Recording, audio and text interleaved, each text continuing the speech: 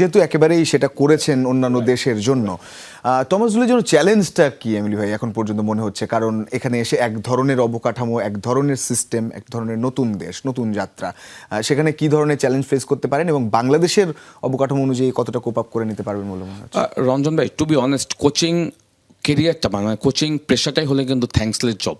এইখানে কিন্তু আপনি সাকসেস দিবেন, আপনি টিকে যাবেন। আপনি যখন রেজাল্ট খারাপ করবেন তখন কিন্তু এখানে আপনার ম্যানেজমেন্ট বলেন বা বাংলাদেশ ফুটবল ফেডারেশন বলেন, আমরা যারা ফ্যান্স রয়েছি তারা কিন্তু খুশি হতে পারবো না। হ্যাঁ, সুতরাং সে কিন্তু সেইটা জেনেই কিন্তু এখানে কিন্তু আপনার কোচ হিসেবে এসেছেন এবং তার চ্যালেঞ্জ যেটা হবে অবশ্যই আমি মনে করি যে প্রত্যেকটা কোচের জন্য কিন্তু আলাদা আলাদা চ্যালেঞ্জ থাকে।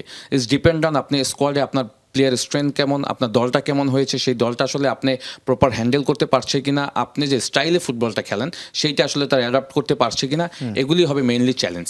হ্যাঁ, সুতরাং আমি বলবো যে তার নিজস্ব একটা ফিলোসফি আছে, সে কোন ফরমেশনে খেলাতে চায়, তার দলের প্লেয়ারের স্ট্রেংথ কি রয়েছে, তো সেইটা যদি সে খুব তাড়াতাড়ি মানিয়ে নিতে পারে, আমার কাছে মনে হয় যে চ্যালেঞ্জটা থাকবে সেইটা সহজে ওভারকাম করতে পারবে।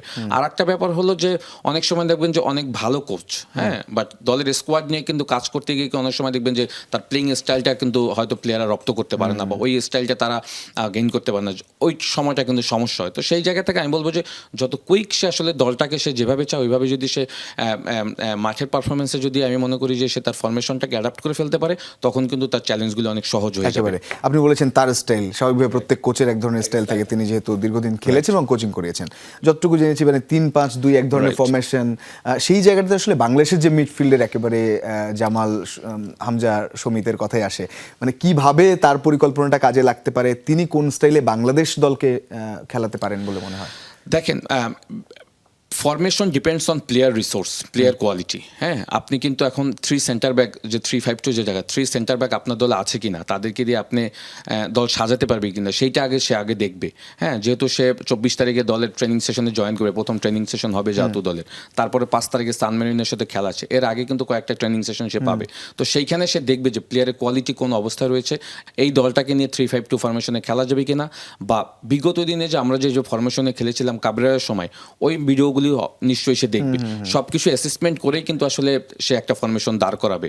ডেফিনেটলি তার নিজের একটা চয়েস থাকবে। তো সেইখানে সে যদি 3 ডিফেন্ডার নিয়ে খেলে যদি অভ্যস্ত করতে পারে দলটাকে এবং সেখানে যদি সাকসেস আসে, ডেফিনেটলি তো অবশ্যই সেটাতে আমরা খুশি হবো। আবার যদি আপনি দেখেন যে আমরা যদি 4 ব্যাক নিয়েও ভালো করি, সেইটাও যদি সে সাকসেসফুলি ডান করতে পারে, সেটাও কিন্তু আমাদের জন্য অনেক বড় প্রাপ্তি হবে। ডিপেন্ডস অন আপনার হাতে কী ধরনের কোয়ালিটি প্লেয়ার রয়েছে এবং কোচ আসলে ওই প্লেয়ারদেরকে দিয়ে কোন ফরমেশনটাতে আসলে সুইটেবল হবে, এটা ইটস ডিপেন্ড অন আসলে আপনার player resource. Right, you know about time আমাদের আসলে সংক্ষিপ্ত হয়, তারপরও আপনাকে এটা জিজ্ঞেস করতে চাই যে সিনিয়র প্রো হিসেবে, কিংবা দেখছেন, আপনি দেখেছেন আগে, নিজে খেলেছেন, নিজে ওই জায়গাটায় ওন করেছেন, এখন দেখছেন এই জেনারেশনকে, আপনি প্লেয়ারদের জন্য কি বলবেন, তারা কিভাবে টমাস ডুলের সঙ্গে অ্যাডাপ্ট করতে পারে? ব্যাপার হয়েছে যে সব জায়গাতেই কিন্তু সিস্টেমটা প্রফেশনাল। হ্যাঁ, তো এইখানে আসলে কোচ দায়িত্ব নিয়েছে। প্লেয়ারদের মেইন কাজ থাকবে কোচকে যত সম্ভব সাপোর্টটা দেওয়া, of the field, on the field.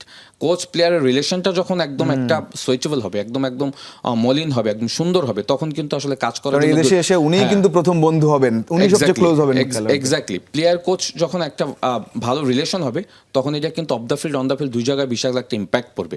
On the field performance, of the field যে রিলেশন, সেই বিল্ড আপে। তো সেই জায়গা থেকে আমি বলবো যে প্লেয়ারদের সাপোর্ট দিতে হবে কোচকে, at the same time coach প্লেয়ারদের সাথে আসলে ম্যানেজ করে ওভাবেই আসলে তাকে চলতে হবে। বিকজ প্লেইং, আপনি জানেন একটা দলে প্লেইং মেম্বার কতজন থাকে, লাইক 30 প্লেয়ার্স থাকে। সো এক একজনের মেন্টালিটি এক এক রকম। হ্যাঁ, সো কোচকে কিন্তু সবাইকে ম্যানেজ করে কিন্তু আসলে স্টার্টিং 11 দাঁড় করাতে হয়। অনেক প্লেয়ার আছে স্টার্টিং 11 ডিজার্ভ করে, বাট সে কিন্তু হয়তো চান্স পায় না, সে বেঞ্চে যায়, তখন কিন্তু তার মন খারাপ হয়। সো এইগুলি ম্যানেজ করে যখন দলটাকে সে সাজিয়ে নিতে পারবে এবং প্লেয়ারও যখন তাকে প্রপার সাপোর্টটা দেবে, আমার কাছে মনে হয় যে কাজ করাটা খুব সহজ হবে।